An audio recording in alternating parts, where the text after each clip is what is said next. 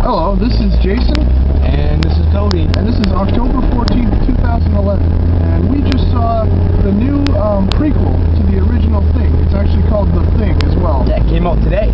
Yep. Yeah, coming back. And the movie was okay. It wasn't directed by John Carpenter, which is what we had hoped for when we were, anticipating this movie. Right. It actually really had nothing to do with it. The only thing that, besides it being The Thing, it did have a little bit of his music in it. Yes, it had a little bit of music, and overall, it did do what a prequel's supposed to do, which is to, fill in the gaps. Set up for the first movie. Yeah, that's a better way to phrase it. It just explained the first movie, and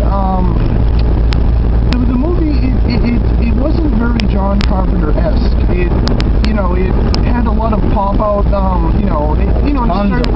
started with the horror movie, the cheesy ones. There's a lot of pop-out scenes where they build up suspense and something jumps out and scares you. The original Thing by John Carpenter did not have that. No, it was more of like an actual eerie kind of feel.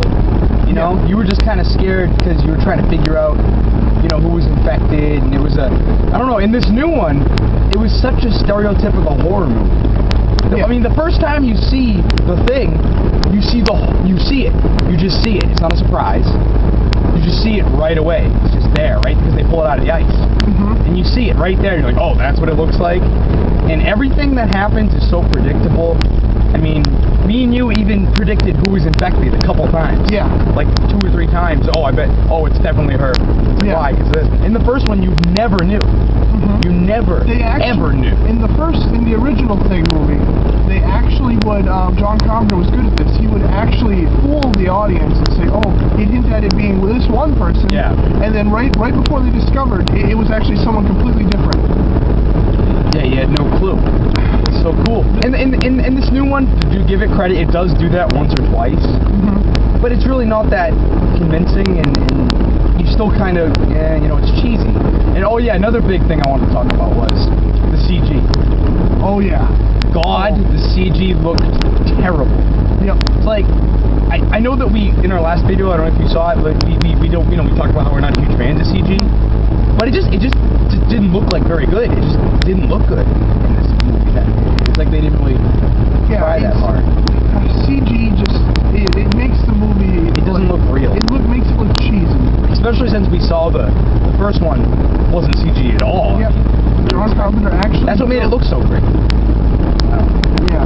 And it's like the first one was more of a psychological survival horror kind of movie. Mm-hmm. Where this one was like a monster movie. Yeah. Like this thing was coming after people, jumping. You saw it all the time. It wasn't a surprise. In the first Thing, the creature, you never saw what it. First off, you never saw what it originally looked like. It took, it became other people, became creatures, like dogs, humans, and it would only reveal itself when it felt like it needed to. Yeah, when either it needed to or it felt like it could infect another person. It usually only did it when it was backed up against a wall and had no choice. Yeah. But in this new Thing, it would run around in its, mutated form and just eat people. It wouldn't revert back to a human form. This movie focused less on like deceiving than the first one. Yeah, well, like I said, it was more of like a jump in your face, try to get you to jump. Yeah. Horror movie, and it was so pretty. There were a few good parts. There was nothing bad. There was nothing really wrong with the acting. The acting, I guess, was okay. One thing that I did that we didn't think they were going to do was, basically, this movie's based, it's obviously a prequel to The Thing from 1981. At the beginning of the original Thing, all you really know that what happened is that there was a Norwegian camp, just like the American camp, where the Thing came from. And you're like, wow, what happened? Yep. And first of all, one thing that I did like was the Norwegians spoke Norwegian. Yep. I didn't think they were going to do that. I thought they were just going to have some bullshit excuse, they speak Norwegian. And there's an American team of people that get called down because they find this alien craft. I did not like that, though. The alien craft, you only see it in the first one in a picture. No, I didn't like how they had an American team go to the moon. Oh. I wanted to see Norwegians just fighting Norwegians, just like in the American camp. You think a team of Norwegians went to the American camp in the first Well, they did. Thing movie? Well, yeah, two of them, but they didn't come down like to study the thing. They weren't part of the American team. Yeah.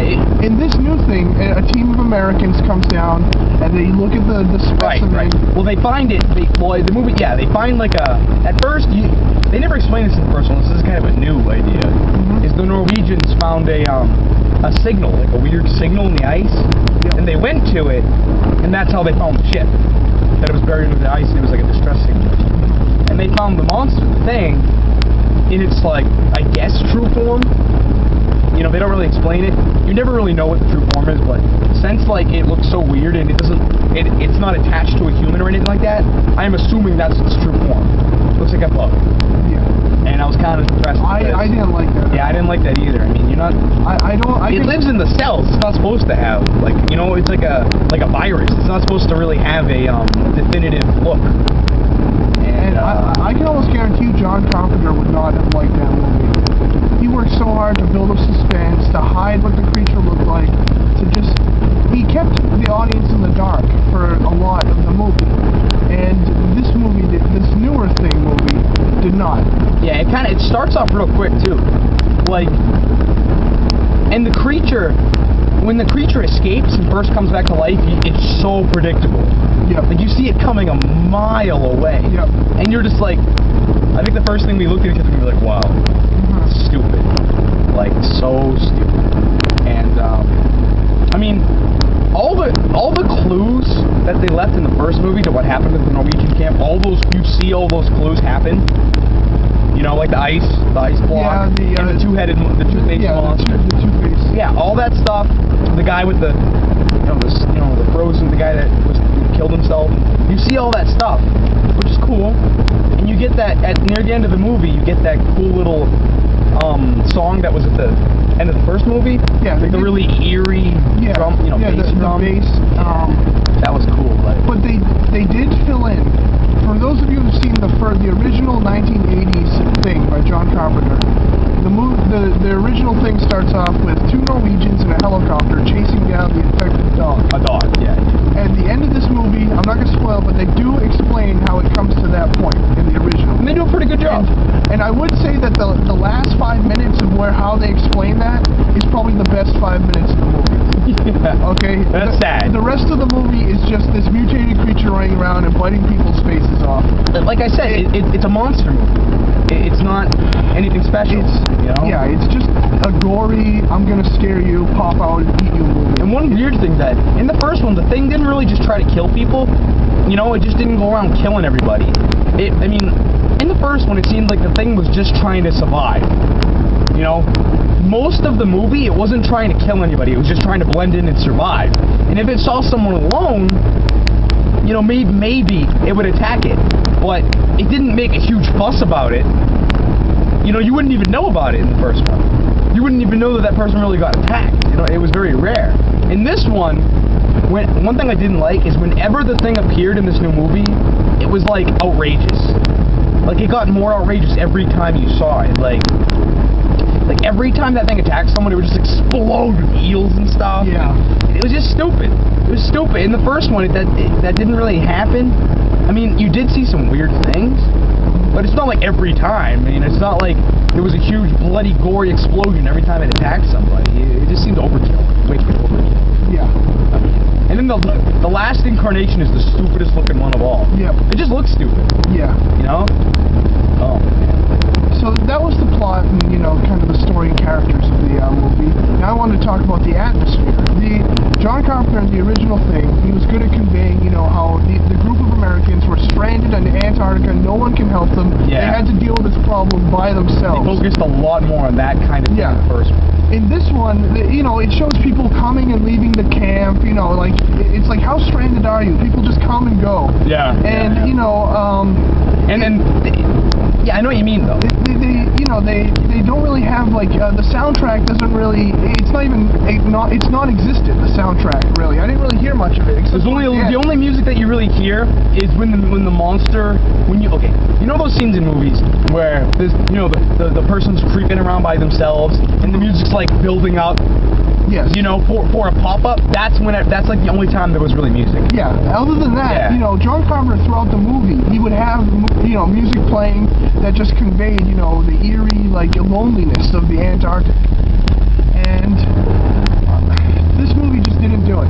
It just didn't do it. No, in the first one there was like frost on their beards and stuff. They Yep. were freezing cold, and they were like, you know, like wicked scared. Like Yeah. just like one of my favorite scenes from the first one is McCready, and he's doing the blood, Yeah. and he's just giving them the dirty looks. I'm gonna do you last, you know, and doing the blood.